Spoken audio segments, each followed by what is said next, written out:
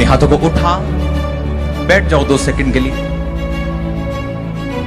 अपने आप को तैयार करो, बोलो परमेश्वर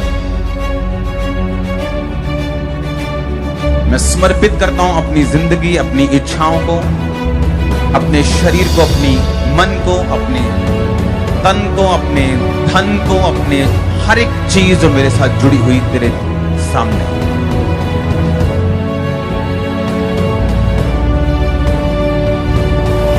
तू जो मेरे संग कोई ना डरे है, मैं ना डरूं ना,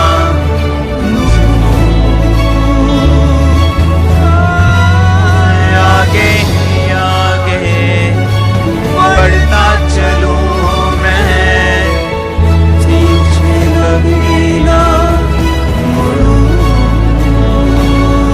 जोर से बोलो हालेलुया। अपने पड़ोसी को बोलो यदि तुम मसीह के हो तो अब्राहम के वंश के हो। अगर अब्राहम के वंश के हो तो प्रतिज्ञा के अनुसार तुम वारिस हो। फिर से बोलो अपने पड़ोसी को यदि तुम मसीह के हो तो अब्राहम के वंश के हो। अगर तुम मसीह के हो तो अब्राहम के वंश और प्रतिज्ञा के अनुसार तुम वारिस हो। पूछो अपने पड़ोसी से किस चीज के वारिस? बोलो आशीष के वारिस। आशीषित होगा तू घर आते समय, घर से जाते समय। तेरा बैंक बैलेंस, तेरी कोठड़ी, तेरा घर, तेरे बच्चे, तेरे पशु, तेरा खेत सब आशीषित हो। आप आशीषित हो चुके यीशु मसीह के नाम में। हालेलुया। लग रही आज? झूठ बोल रहे हो, मुझे थोड़ी थोड़ी लग रही है। हालेलुया। लोग हैरान होते हैं जब वो खास तौर पे मिनिस्ट्री में आते हैं या किसी क्रूसेड पे जाते हैं, कहते हैं इतने लाखों लोग होना और फिर भी ऐसी साइलेंस होना हमने लाइफ में कभी कहीं नहीं देखा। बहुत जो बड़े बड़े लोग हैं वो आते हैं, पॉलिटिशियंस भी कहते हैं हमने रैलियां देखी हैं बड़ी बड़ी, पर जो आपका डिसिप्लिन है, जो या कहते हैं हमने लाइफ में ऐसा कभी नहीं देखा कि इतने लाखों लोग होने के बावजूद पिन ड्रॉप साइलेंस हो। परमेश्वर का आत्मा हमारे बीच में।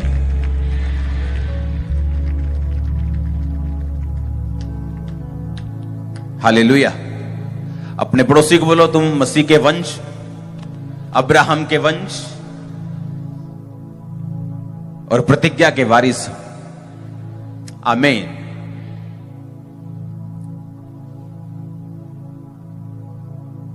हट जा लड़के, कोई डिस्टर्बेंस नहीं चाहिए।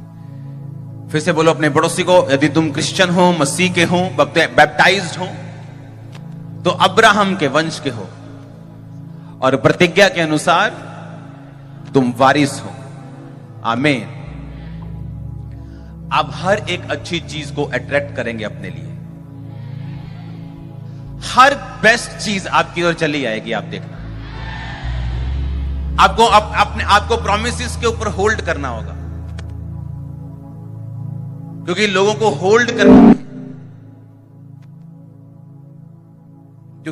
होल्ड करना नहीं आता है। यीशु मसीह एक घर में गए, क्योंकि यीशु मसीह को इनविटेशन मिला था शादी के लिए। और जब यीशु मसीह शादी के घर में गए तो बाइबल कहती वहां पे जब खाने की कमी हो गई, जूस की कमी हो गई, तो यीशु मसीह की माता ने यीशु मसीह को बोला कि उनके पास जूस की कमी हो गई, दाखरस की कमी हो गई। तो यीशु मसीह ने कहा अभी मेरा टाइम नहीं आया। ये बोल के यीशु मसीह चले गए, लेकिन उसकी माता ने कहा अब जो कुछ, चेलों से कहा जो कुछ यीशु मसीह कहे वो करना। आमीन। जिस घर में परमेश्वर थे वो घर कभी भी शर्मिंदा नहीं रह सकता था। आप समझते अगर शादी वाले घर में खाने की कमी हो जाए तो क्या होता है? हाँ, क्या होता है? शर्मिंदगी होती है कि नहीं होती? तो सब लोग ये बोलते हैं कि नहीं, थोड़ा खाना एक्स्ट्रा बना लेना, लेकिन कमी नहीं होनी चाहिए किसी चीज की। लंगर एक्स्ट्रा बनाना ताकि हम बांट दे, बाद में लोगों को बांट देंगे, लेकिन कमी नहीं होनी चाहिए। और यीशु मसीह को मालूम था कि वो घर अब शर्मिंदगी से निकलेगा, और जब उनको रिक्वेस्ट की गई कि हमें शर्मिंदगी से बचाइए, तो परमेश्वर ने उस रिक्वेस्ट को सुना और उसके बाद इंस्ट्रक्शंस दी। हालेलुया। हम कई बार रिक्वेस्ट करते हैं परमेश्वर को कि परमेश्वर मेरे बिजनेस में मुझे शर्मिंदगी नहीं होनी चाहिए, मेरी मैरिड लाइफ में, मेरी सेवकाई में, मेरी इसमें, मेरे उसमें, जो भी आपकी प्रेयर रिक्वेस्ट है। जैसे मेरी होती थी 17 साल पहले, 15 साल पहले।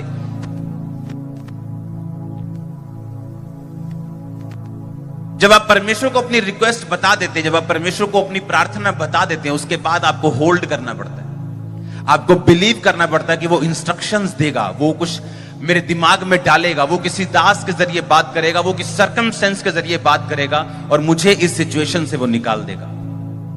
क्योंकि परमेश्वर नहीं चाहता आप शर्मिंदगी में रहें। ये 100% श्योर बात मैं आपको बता रहा हूं।